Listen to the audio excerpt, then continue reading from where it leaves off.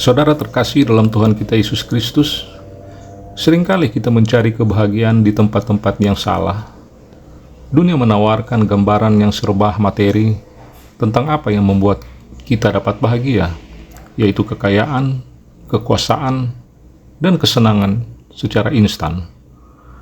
Namun sebagai orang percaya, kita dipanggil untuk memahami kebahagiaan menurut kehendak Tuhan yang mungkin berbeda dari apa yang dunia tawarkan. Mari kita renungkan bersama hal ini dalam channel Roti Hidup.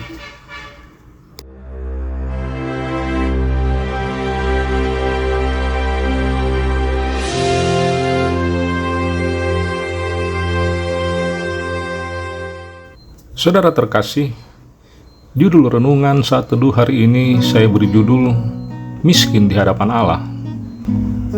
Hari ini kita akan merenungkan tentang makna yang mendalam dari arti keadaan miskin di hadapan Allah.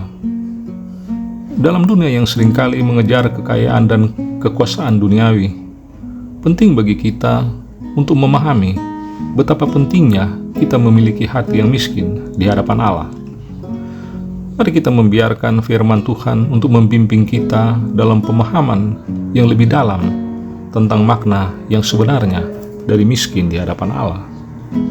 Mari kita membuka Alkitab yang terambil pada Matius 5 dari khotbah Tuhan Yesus di atas bukit pada ayatnya yang ketiga yang berkata, "Berbahagialah orang yang miskin di hadapan Allah, karena merekalah yang mempunyai kerajaan sorga."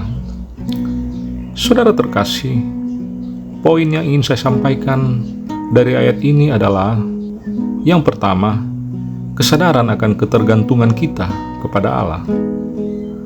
Ketika kita mengaku diri kita sebagai orang yang miskin di hadapan Allah, itu menunjukkan kesadaran yang mendalam akan ketergantungan kita kepada Allah.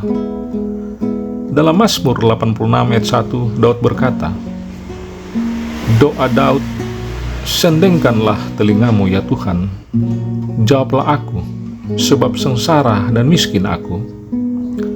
Dengan kata lain, Raja Daud mau berkata bahwa, "Tolonglah aku ya Tuhan, kekuasaanku sebagai seorang raja tak berarti apa-apa.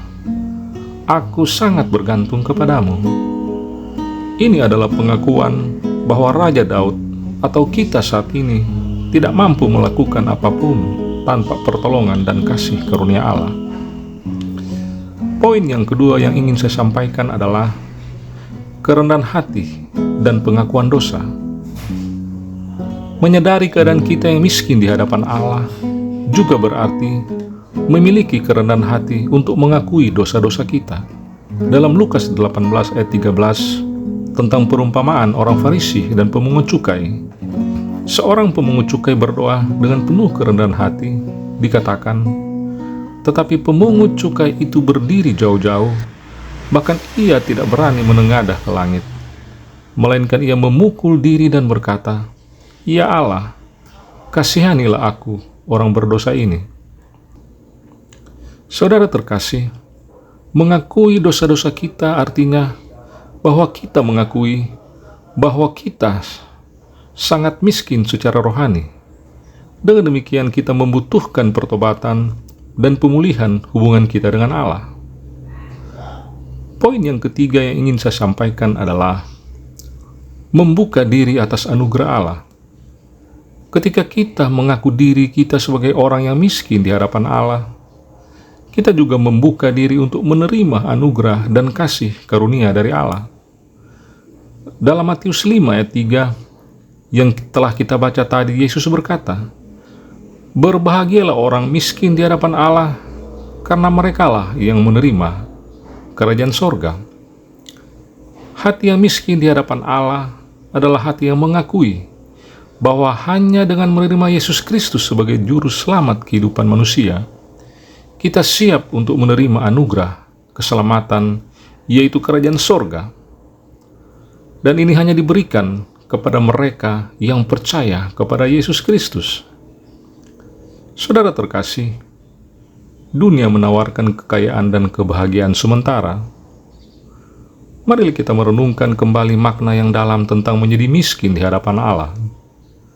Miskin di hadapan Allah artinya kita memiliki hati yang rendah hati dan bersedia mengakui ketergantungan kita kepada Allah. Miskin di hadapan Allah adalah sikap rohani kita yang berdosa dan membutuhkan pertobatan. Miskin di hadapan Allah adalah kita mau membuka diri atas anugerah keselamatan. Saudara terkasih, marilah kita membuka diri atas anugerah keselamatan. Dengan itulah kita akan mengalami kedamaian dan kebahagiaan yang sejati. Karena orang miskin di hadapan Allah yang empunya kerajaan sorga yang kekal. Amin.